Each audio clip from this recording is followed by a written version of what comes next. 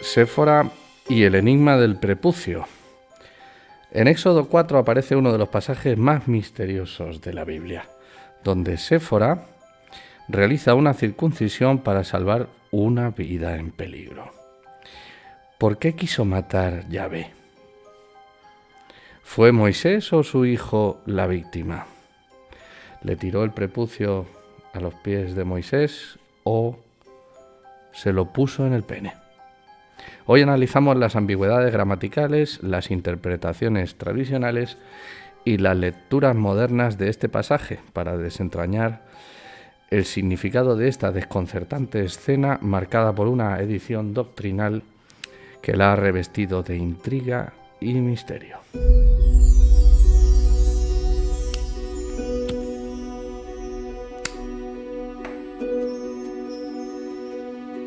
Primero, ubiquemos el texto en la trama. Si enmarcamos el fragmento de Éxodo 24-26 en su contexto y leemos los dos versículos anteriores y posteriores, observaremos con nitidez que no está bien encajado. Enturbia la fluidez de la lectura y denota que no pertenece a la narración. Una mirada atenta también descubrirá que esa interpolación está además incompleta, pues los objetos de la acción están elididos, como si ya los conociéramos, sometiendo a los pronombres a una tensión de ambigüedad gramatical que dificulta la comprensión del texto. Vamos a verlo. Éxodo 22 al 28. Y dirás a Faraón: Yahvé ha dicho así: Israel es mi hijo, mi primogénito. Ya te he dicho que dejes ir a mi hijo, para que me sirva, mas no has querido dejarlo ir. He aquí yo voy a matar a tu hijo, tu primogénito. Y aconteció en el camino que en una posada Yahvé le salió al encuentro y quiso matarlo. Entonces Séfora tomó un pedernal afilado y cortó el prepucio de su hijo y lo echó a sus pies, diciendo: A la verdad tú me eres un esposo de sangre. Así le dejó luego ir. Y ella dijo: esposo de sangre, a causa de la circuncisión. Y Yahvé dijo a Aarón: ve a recibir a Moisés al desierto. Y él fue, y lo encontró en el monte de Elohim, y le besó. Entonces contó Moisés a Aarón todas las palabras de Yahvé que le enviaba, y todas las señales que le había dado. Como vemos, se trata a todas luces de una interpolación. O si no, de un pasaje con tantas amputaciones que ya no es reconocible su hilo narrativo y parece un error editorial. Recordemos que una interpolación es un fragmento añadido en la transmisión de un texto y que la Biblia ha sufrido muchas interpolaciones a lo largo de sus miles de años de transmisión. Reconozco que es doloroso para los creyentes poner en duda la unidad literaria de la Biblia. Pero más doloroso debería ser inventar justificaciones inverosímiles para no aceptar que el texto tiene varias capas literarias de varios autores, incorporadas en épocas distintas con diferentes propósitos. Las más evidentes, como esta, suelen ser sacerdotales, con una intención doctrinal, como descubriremos más adelante. Bueno, sigamos. Acerca de la ambigüedad gramatical y las posibles lecturas que caben en el texto. Esta ambigüedad gramatical permite muchas lecturas legítimas. Por simplicidad, hemos de suponer que en la escena intervienen solamente 4 personajes. O de lo contrario sería completamente ininteligible, claro. Serían Yahvé, Moisés, Séfora y un hijo de Séfora. No tiene relevancia cuál. La lectura más habitual es la siguiente. Yahvé le salió al encuentro a Moisés y quiso matarlo. Séfora le cortó el prepucio a su propio hijo y se lo echó a los pies de Moisés. Luego Yahvé se fue y la pareja quedó enlazada a través de la circuncisión del niño. La lectura del hebreo indica que el pronombre de Yahvé le salió al encuentro es masculino, con lo cual deberíamos entender que le salió al encuentro a Moisés. No tiene sentido que le salga al encuentro al niño. Y el pronombre de quiso matarlo también es masculino, pero en este caso la ambigüedad gramatical no permite asegurar que fuese a Moisés y podría referirse al niño. Bien, puesto que el fragmento es tan breve y aparenta tener lagunas en el texto, no podemos descartar que quisiera matar al niño. Obviamente a Moisés tampoco. Hemos de dar por supuesto que el sujeto es Yahvé, eso sí, el que quiere matar. Pues cualquier otra posibilidad apuntaría a que Moisés es el que quiere matar a Yahvé y tal cosa, pues carece un poco de sentido. Cuando cortó el prepucio de su hijo, el posesivo ese, su, en hebreo es femenino, así que podemos asegurar que se refiere al hijo de ella. Cuando lo echó a sus pies, el posesivo es masculino, así que no se refiere a los pies de ella, sino a los pies de Yahvé o de Moisés, o incluso del niño, aunque esto último tendría muy poco sentido, cortárselo y tirárselo a los pies. Cuando dice tú me eres esposo de sangre, ese pronombre masculino puede referirse a Yahvé o a Moisés o al niño. Descartamos esposa de Yahvé, por cuestiones obvias. Sin embargo, no es tan obvio descartar al niño como esposo, como veremos después, porque esposo no es quizá la mejor traducción. Luego lo veremos. En definitiva, las lecturas posibles, con independencia del significado que tengan las lecturas, apuntan a que Yahvé salió al encuentro de Moisés y quiso matar a Moisés o al niño. Séfora circuncidó al niño, tiró el prepucio a los pies de Moisés o de Yahvé, y ese ritual confirmó que Moisés o el niño se convertiría entonces en esposo de sangre. ¿Vale? Cabe preguntarse, por tanto, por qué está ubicado aquí este fragmento con aparente sin razón. Eso para empezar. Después cabe preguntarse qué decía el texto original, si está bien traducido, si hay algún matiz complicado de interpretar.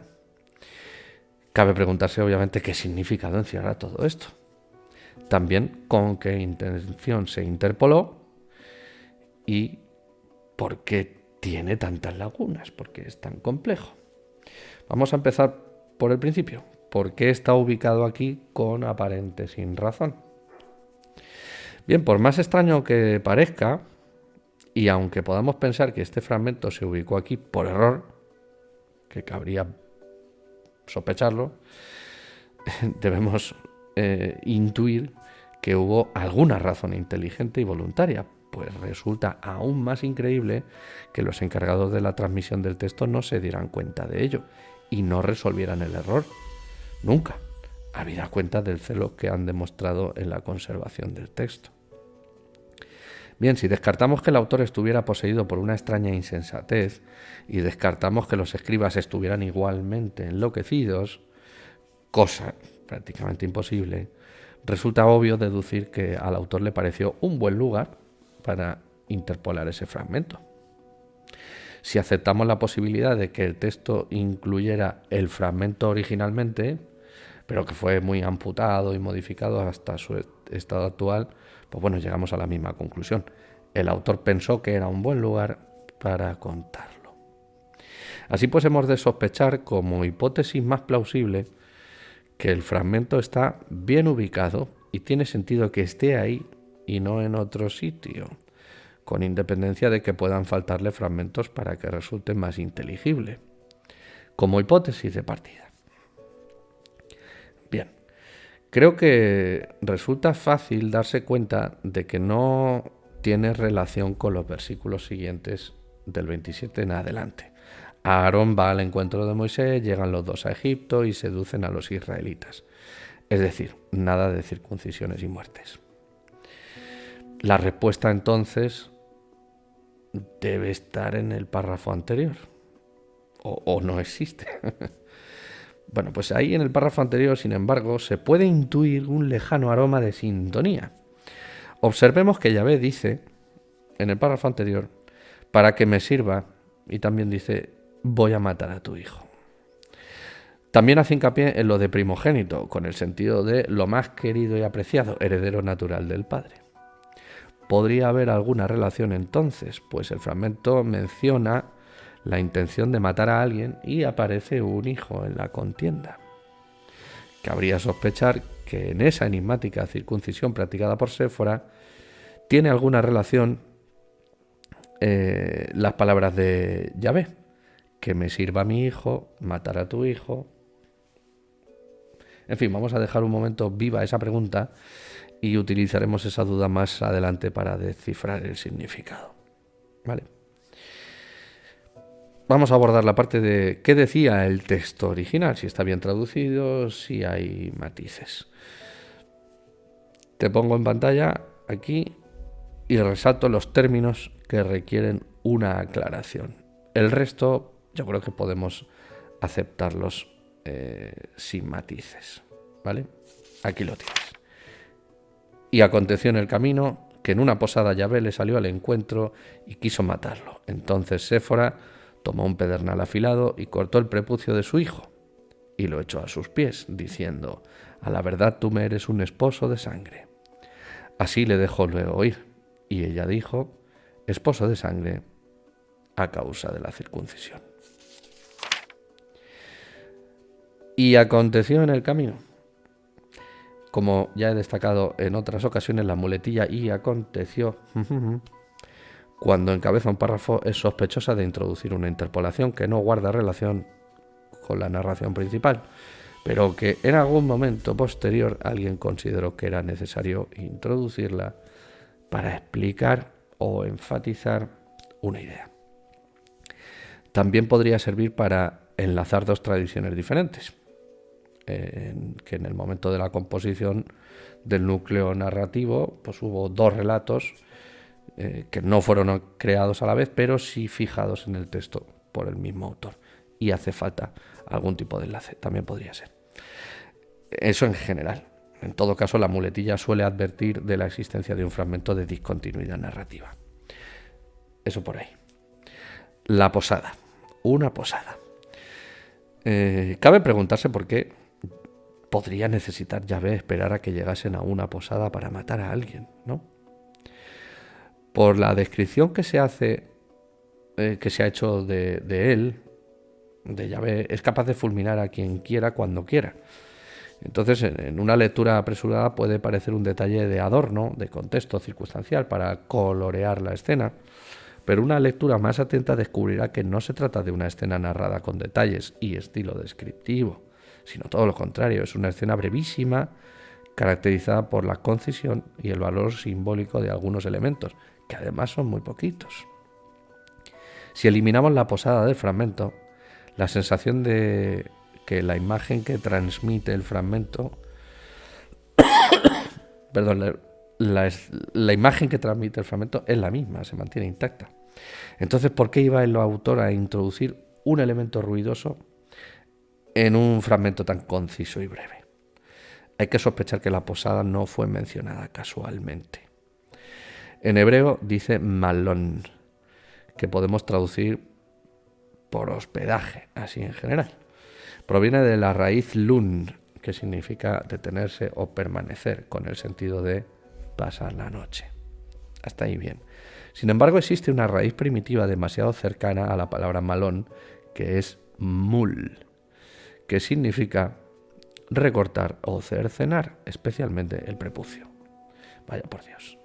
La cual podríamos traducir por circuncidar fácilmente. Es posible, por tanto, que el autor intentase utilizar un recurso literario de proximidad etimológica para asociar ese lugar con la circuncisión, que es mulá, que se va a citar 2 líneas más adelante, derivada de la raíz mul a la que nos estamos refiriendo. Es decir, podría ser un juego de palabras que esté aludiendo a un lugar de circuncisión. Como analogía, se me ocurre compararlo con el conocido club de carretera, que utilizamos nosotros de modo eufemístico para referirnos a un prostíbulo. Y decimos un club, que nada tiene que ver, pero todos sabemos lo que significa. Además, no podemos descartar por completo que exista una relación etimológica antigua, ya desconocida, o al menos que en el momento de la redacción tuviesen alguna relación semántica, malón y lugar de circuncisión, aunque esto es extraño, pero bueno. Este detalle no va a explicar el fragmento, pero sí va a ayudar a entender que Yahvé le salió al encuentro en un lugar apropiado para la circuncisión y no arbitrariamente en una posada, que sería muy raro. Pues si Yahvé tenía intención de matarlo, no parece necesario que espere a que se detengan a descansar. Sea como fuere, quede claro que la similitud etimológica responde, esta que menciono, a un juego de palabras, una paronomasia o algún recurso literario de ese estilo, y no a una relación etimológica profunda. Eso no lo sabemos. Vamos a volver más adelante a ese punto. Sigamos con matarlo. Con independencia de a quién pretendiese matar, Yahvé salió en encuentro para matarlo, para matar a alguien. Sin embargo, la traducción no es precisa. En hebreo significaría más bien hacerlo morir, con un sentido jurídico más cercano a la ejecución, o bien causar la muerte por mandato divino. Y ese matiz es muy interesante, pues el verbo genérico utilizado para matar es harag, con un sentido de violencia en general, como en la guerra, por ejemplo. O también se utiliza el verbo rasak, no sé pronunciarlo, más cercano a nuestro verbo asesinar, cuando se trata de un acto inmoral.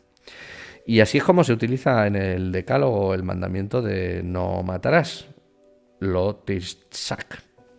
Bien, es decir, que Yahvé no pretendía matar a alguien simplemente, sino ejecutar un castigo definitivo por imposición divina, apropiado para alguien que ha hecho algo imperdonable. Todo apunta hacia el hecho de que el niño no estuviera circuncidado todavía. Sigamos. El pedernal afilado. Este es más fácil de pronunciar. Imaginemos que para practicar la circuncisión se debería utilizar algún objeto cortante apropiado, ¿no? Y así el pedernal afilado nos resulta adecuado. De hecho, en algunas traducciones podemos encontrar la traducción cuchillo. Sin embargo, el hebreo dice simplemente tsor, que es piedra o roca. Hay varios términos para referirse a las piedras en hebreo o a las rocas, pero este de tsor tiene una connotación de piedra dura y afilada, apropiada para cortar. Por esto se asocia a nuestro pedernal, que es un cuarzo de aristas muy vivas que se ha utilizado mucho en la construcción de trillos, por ejemplo, por su capacidad cortante precisamente. Además, sor se utiliza en ocasiones en la Biblia como metáfora de la divinidad, escrito a veces como tsur, por ejemplo en el Salmo 95:1. Yahvé, roca de nuestra salvación. Existe una asociación semántica de estas piedras naturales y no manipuladas por la mano del hombre con la naturaleza divina, en contraste con las obras humanas.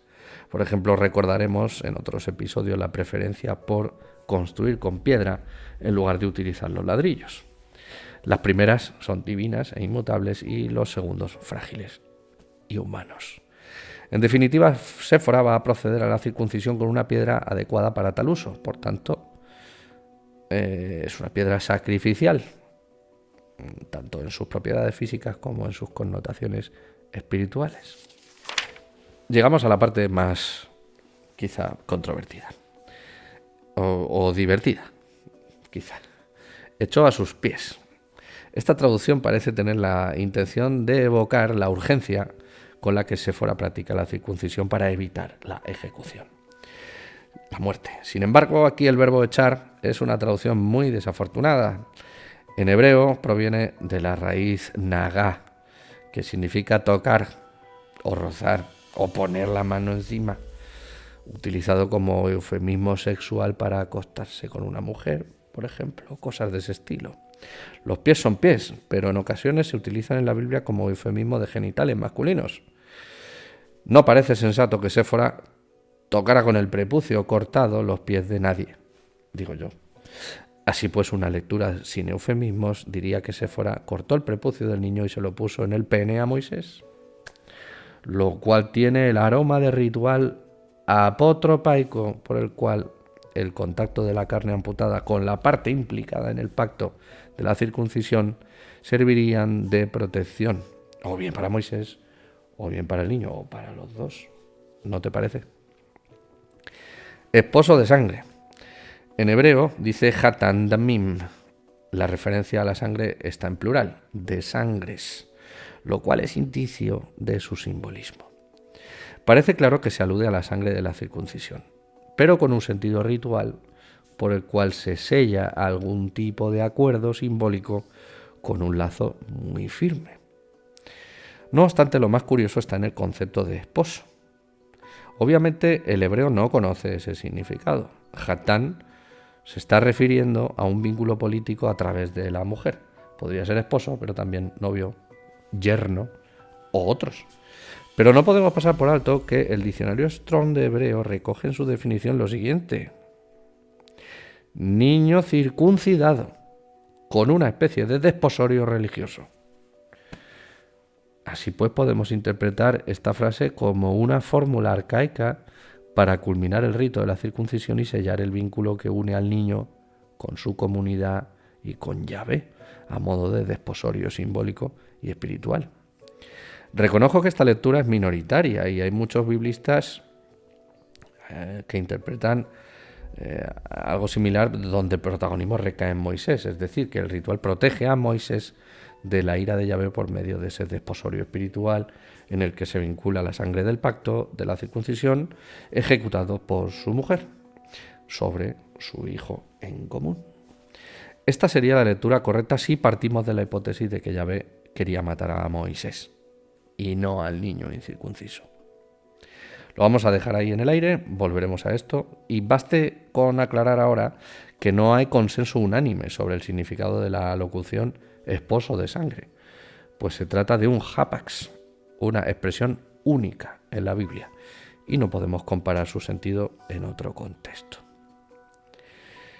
Bien, vamos a abordar el significado del pasaje. Yo creo que ya estamos en disposición de interpretarlo, una vez hemos ubicado el fragmento en su contexto y allanado un poco las ambigüedades gramaticales y las dificultades de traducción. Vamos allá. A mi juicio, hay dos lecturas con coherencia literaria y lingüística, sin necesidad de inventar demasiado. Y no vamos a centrar solo en esas dos, porque las que me parecen absurdas, pues no hace falta tocarlas. La primera y más común es la siguiente. Yahvé se propone ejecutar a Moisés por no haber circuncidado a su hijo como estaba pactado. Descubre esa falta cuando la familia entra en la posada, cuyo sentido parece aludir a un lugar apropiado para la circuncisión. Séfora ejecuta la circuncisión del niño para evitar la muerte, con una piedra ceremonial, y culmina el ritual con un protocolo arcaico cuyo eco nos alcanza muy de lejos. Ponerle el prepucio del niño a Moisés en el pene y pronunciar la fórmula convenida, Hatan Damim, traducido como esposo de sangre. De esta forma, Moisés quedaría protegido de la ira de Yahvé al confirmar el pacto con la circuncisión de su hijo, y Séfora quedaría unida a Moisés con un lazo muy fuerte simbolizado por la sangre de su hijo en común. Esta lectura goza del consenso mayoritario de la exégesis tradicional, quizá algún matiz, pero bueno, más o menos esto estaría ahí. La segunda interpretación es minoritaria, se aleja de la tradición judía y cristiana, pero tiene sus defensores entre los autores más modernos. Esta perspectiva tiene muchos puntos en común con la anterior, pero le cede el protagonismo al niño en lugar de a Moisés. Es la siguiente. Yahvé se propone ejecutar al niño por no estar circuncidado como estaba pactado, y descubre esa falta cuando la familia entra en la posada, como habíamos señalado. Séfora ejecuta la circuncisión y el protocolo ritual, como hemos indicado en la lectura anterior. Pero en este caso es el niño el que se convierte en esposo de sangre, es decir, el que queda vinculado con Yahvé y con la comunidad hebrea a través de la circuncisión ejecutada por la mujer en una especie de desposorio simbólico y espiritual. ¿Qué opinas? Personalmente yo prefiero la segunda lectura, por eso estamos aquí, por algunos motivos que favorecen la coherencia literaria si observamos el conjunto con más amplia perspectiva. Vamos a ver. Por un lado, creo que Yahvé se propone ejecutar al niño y no a Moisés. Ambas cosas podrían tener sentido. Sin embargo, aunque hoy nos parezca que el niño no tiene la culpa, no es infrecuente que en la Biblia hebrea que la ira divina recaiga sobre la descendencia, sea culpable o no, y en especial los castigos por pecados contra la divinidad, considerados imperdonables. Y es de eso justamente de lo que tratamos aquí, el mayor de los pecados posibles, no ser circuncidado. Esto estaría en sintonía con la orden explícita de Génesis 17. ¿La recuerdas? Y el varón incircunciso, el que no hubiere circuncidado la carne de su prepucio, aquella persona será cortada de su pueblo. Ha violado mi pacto. Como explicamos en uno de los episodios de nuestro resumen de la Biblia, este acto de cortar de su pueblo no es simbólico, se refiere a exterminar, de verdad. Por otra parte, el ritual que convierte al niño o a Moisés en esposo de sangre, el Hatam Damim, solo tiene sentido si se aplica al niño. Si se refiere a Moisés, por cada hijo que tenga y circuncide se convertiría de nuevo en esposo de sangre para Séfora, lo cual es muy extraño, ¿verdad? Uno podría pensar que tal ritual solo se aplica al primogénito, pero eso es inventar demasiado, porque no tenemos ningún indicio de ello en el texto. Inventar por inventar no hace falta. Intuyo que nuestra inclinación a pensar que el esposo de sangre es Moisés deriva de la dudosa traducción de esposo, que no podemos asociar al niño, esposo no puede ser, porque es un bebé, y nos invita a pensar en su pareja. Pero recordemos que Hatán no es esposo, sino un vínculo familiar político especialmente adquirido a través de la madre. Uno, entre tantos. Y tampoco tenemos que olvidar la nota del diccionario Strong, que encaja perfectamente con nuestra lectura. Niño circuncidado, con una especie de desposorio religioso. Otro aspecto que apoya esta lectura lo encontramos en la ubicación del fragmento en su contexto dentro del capítulo. Es el momento de resolver la pregunta que dejamos viva más arriba. ¿Cabría sospechar que esa enigmática circuncisión practicada por Séfora tiene alguna relación con las palabras de Yahvé del versículo anterior? ¿Que me sirva mi hijo matar a tu hijo? Dijimos que al autor debió parecerle un lugar adecuado para intercalar este fragmento en la narración. ¿Por qué podría parecerle este un buen lugar si está en apariencia desconectado de la trama? Bien, si aceptamos que Yahvé salió al encuentro y quiso matar al niño incircunciso, el fragmento sintoniza con las palabras citadas en el versículo anterior. Yahvé quiere que le sirva su hijo. Va a matar al hijo del faraón. Quizás sea un buen momento para contar que quiso matar al hijo de Moisés por no estar circuncidado, por no guardar el pacto, por no someterlo a su servicio. En definitiva, si bien reconozco que es literariamente coherente que Moisés sea el blanco de la ira divina y el esposo de sangre, me resulta más sencillo interpretar que es el niño el protagonista, con una intención del autor más inteligente. Ahora pues, ¿con qué intención se interpola esto aquí? En cualquiera de las dos lecturas posibles, o de las más plausibles, el mensaje poderoso del fragmento es el mismo. Se desatará la ira inexorable de Yahvé si no se circuncida a los niños. Es decir, estamos nuevamente ante un caso de interpolación sacerdotal, cuya intención no es dotar de verosimilitud a la trama, ni aportar matices y detalles literarios, ni agradar al lector con su poesía, ni muchísimo menos. La intención de estas interpolaciones suele ser fuertemente doctrinal, con una necesidad tan importante como para no poder evitarla.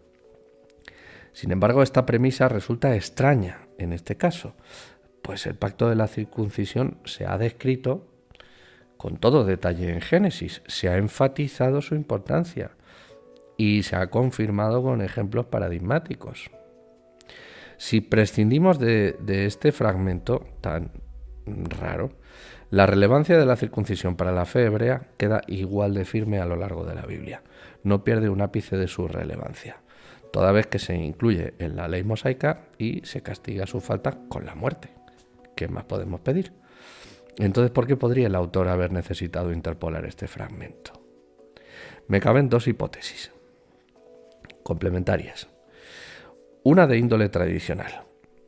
Ese ritual protocolario por el cual la mujer corta el prepucio del niño, lo pone en el pene del padre y pronuncia las palabras mágicas, pudo pertenecer a una tradición minoritaria e incorporarse al corpus textual más adelante, después del exilio babilónico, con la intención de recoger y unificar las tradiciones de distintas comunidades y fortalecer el vínculo entre ellas, en una etapa de necesidad donde el pueblo hebreo estaba muy poco cohesionado.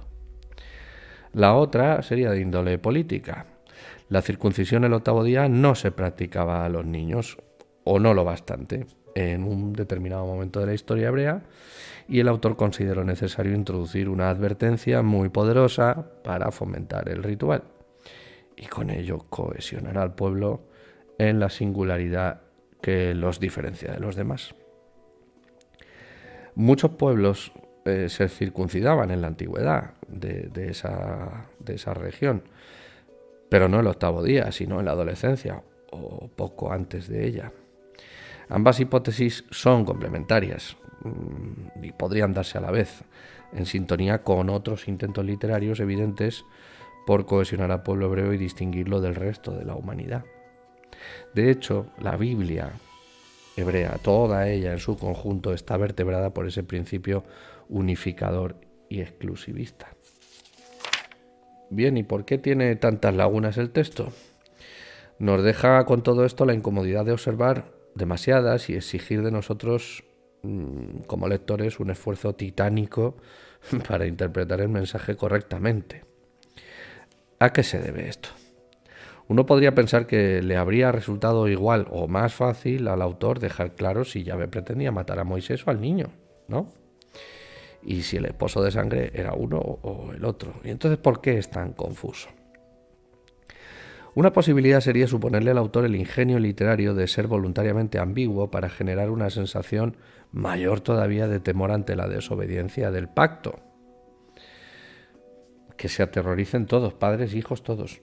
Pero bueno, no me parece la más acertada porque no ha demostrado el autor esa pericia anteriormente y no ha conseguido calzar la interpolación sin que nos demos cuenta de que algo de bulto no encaja en la narración, así que yo lo descartaría esa pericia. Otra posibilidad sería asumir que el texto no tiene lagunas, lo que pasa es que ya no sabemos leer los matices antiguos que encierra el texto en su sibilina complejidad. Esta lectura es demasiado piadosa para mi gusto. Aunque así suceda en general con la Biblia, que se nos quedan siempre matices sin comprender, porque son muy lejanos, yo no puedo dar por válido esto tan sibilino, que hay una inspiración divina detrás y elevada como criterio literario de análisis. Si esa inspiración existe o no es un asunto ajeno a la literatura que nadie es capaz de valorar, así que no lo vamos a tener en cuenta. Otra posibilidad más sencilla es que existen errores fortuitos de transmisión. Se perdió alguna palabra, una línea, se reconstruyó el texto pues como se pudo para darle mayor coherencia narrativa. Bien.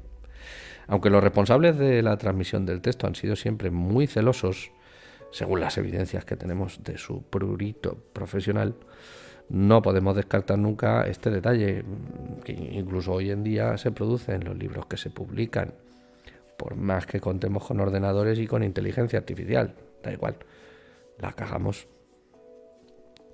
No podemos descartar la posibilidad de que el ritual no perteneciera a la comunidad hebrea que redactó el núcleo narrativo, como hemos señalado más arriba, sino a una comunidad minoritaria, quizá. Es posible que en ese caso resultara incómodo dejar escritos ciertos detalles que entraban en conflicto con las líneas generales del pacto según habían sido descritas y fijadas. Bueno, y en todo caso no podemos descartar la torpeza literaria del autor. Me refiero del que se puso a la tarea de interpolar el fragmento en el texto, que aun viendo que quedaba extraño y ajeno al hilo narrativo, pues le dio pasaporte para su difusión. No es el único caso, ni mucho menos, en los que la mano del poeta no está a la altura del tema tan elevado que trata el libro, ¿verdad? Bueno, y en conclusión, ¿qué? En conclusión, el fragmento de Séfora y el prepucio de su hijo parece una interpolación sacerdotal con un fuerte énfasis doctrinal, revestido de un aroma antiguo y lejano muy atractivo. Y fue transmitido con una evidente ambigüedad que lo hace muy intrigante y difícil de interpretar hoy. La lectura más común asume que Yahvé quiso matar a Moisés por faltar al pacto y que Séfora sella su vínculo con él a través del ritual de la circuncisión. Esta interpretación es la que se ha consolidado mayoritariamente en la tradición exegética. No obstante, se reconoce la ambigüedad del texto y no se descarta por completo la lectura que proponemos aquí. Yahvé quiso matar al niño y el rito de la circuncisión lo vincula con Yahvé de forma simbólica. Hemos expuesto los argumentos que apoyan la coherencia literaria de esta lectura minoritaria. La mención del hijo en el versículo anterior, la norma de cortar al incircunciso del pueblo, a él y no a otro, el sentido de Hatán asociado a niño circuncidado y la dificultad para que el rito se pueda practicar con todos los hijos, salvo que el esposo de sangre sea el niño. En términos argumentales es un fragmento carente de finura. Por un lado resulta incómodo aceptar que Moisés no haya circuncidado al niño al 8º día. No hay ningún motivo expreso para sospechar que el elegido de Yahvé pasase por alto un mandamiento capital. Algunos exégetas tradicionales argumentan que salió de viaje con las prisas de la orden divina y aplazó la circuncisión por ese motivo o por otro más imaginativo. Pero bueno, es un fallo argumental que no se exprese y que tengamos que inventar nosotros el motivo. Vamos. Por otro lado, resulta inverosímil que Yahvé no se haya dado cuenta de que el niño está incircunciso hasta que se propone circuncidarlo, toda vez que contraviene el dogma doctrinal de la omnisciencia divina. El fragmento ofrece a Yahvé en forma demasiado humana. Descubre el pecado de repente, sale al encuentro en una posada. Quiere matarlo, pero no le da tiempo. Tampoco tiene sentido argumental que calme su ira después de circuncidar al niño, como si no supiese que esa era la intención de los padres desde el principio, o como si la ira divina fuese manipulable. En términos de estilo no es mejor, pues la ambigüedad gramatical y la escasa dulzura con que está interpolado el fragmento en su contexto dificultan la lectura y la comprensión. Ya hemos visto hasta qué punto. Bueno, no obstante, y pese a sus defectos, resulta un fragmento tan enigmático y apasionante que podemos agradecer que así sea.